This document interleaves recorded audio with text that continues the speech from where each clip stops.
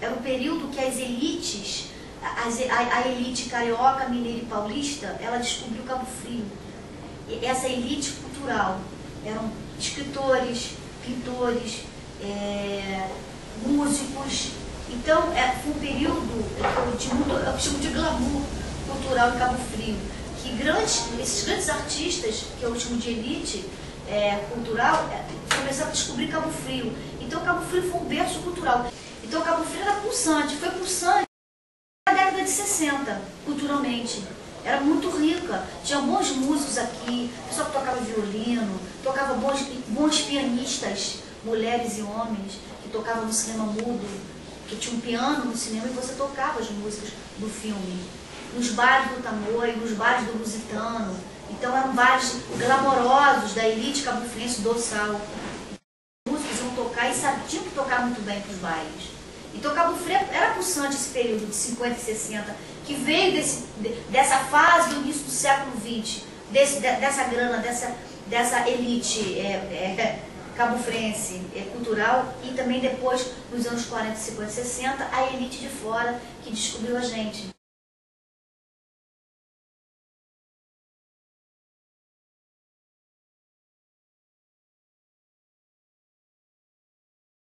Primeira composição do Milton Nascimento, O Sal, procure esse CD que é maravilhoso, O Sal, essa música é linda. Ele veio aqui menino, rapazola ainda, na década de 60, ele não era conhecido ainda, não tinha participado possivelmente do festival, dos festivais estudantis que ele começou a despontar, né? Então ele veio aqui menino passear como todo bom mineiro, né? Nesse período rico de Cabo Frio, e ele viu uma salinha e viu os negros, que geralmente era a maioria, trabalhando na cena, eram os negros. E ele ficou encantado com aquele poder daquele homem, daquele trabalho escravo, ser escravo, braçal, descalço naquele sal grosso, com os pés rachados, com as mãos rachadas, aguentando aquele sol firme. E ele ficou encantado com aquilo e fez uma música chamada O Sal, que é belíssima. Para mim é uma das composições dele mais lindas que existem. E depois também, já mais no finalzinho dos anos 60, já chegando para os anos 70, o Roberto Menescal também veio fazer um passeio aqui. Barquinho. Fez o barquinho aqui entre Arraial e Cabo Frio. Ele vinha de barco e o barco quebrou aqui na entrada lá do Boqueirão. Não é Boqueirão, mas para cá um pouco do Boqueirão, entre Arraial e Cabo Frio. E no desespero ele fez o barquinho. Pois é, legal que no final do material eu comecei a lembrar da cultura popular. Os blocos de rua. Pois é, que é super importante.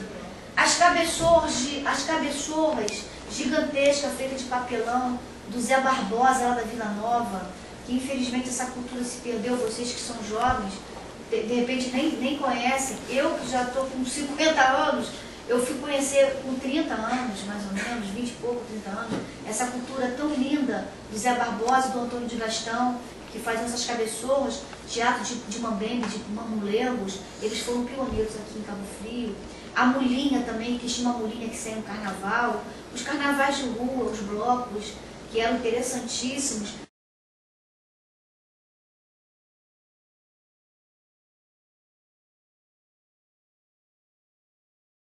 De história de Cabo Frio, e a gente não tinha praticamente nada até esse período, surge Hilton Massa, Dr. Hilton Massa, que eu chamo de historiador, mas na verdade ele é mais ligado à área da justiça, né?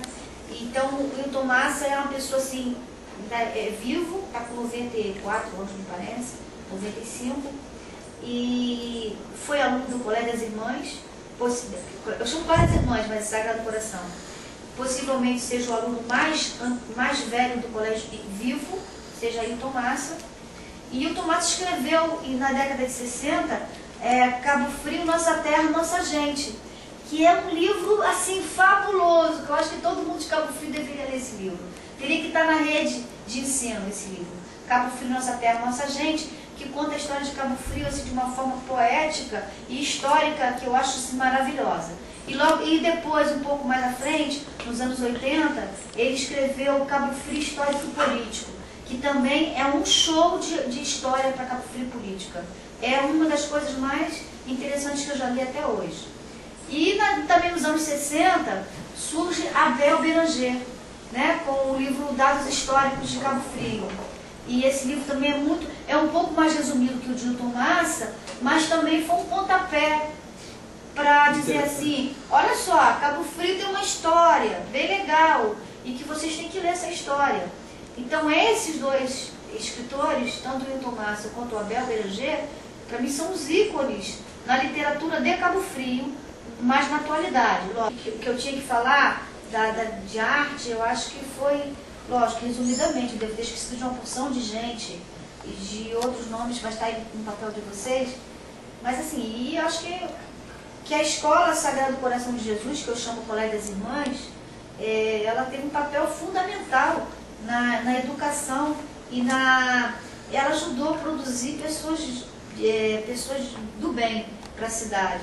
Não digo só o Colégio das Irmãs sim, mas lógico, tivemos outros colégios também, como o Miguel Couto, o próprio Luiz Margões, mas o Colégio das Irmãs, com a proposta deles, assim, desde o início do século XX, muito antes de 23, quando o prédio foi construído, já existiu o Colégio das Irmãs aqui, que eram as freiras alemãs que davam aulas. Então, e os alunos falavam alemão.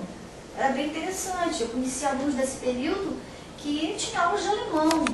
E que na Segunda Guerra Mundial foi muito complicado para elas trabalharem aqui.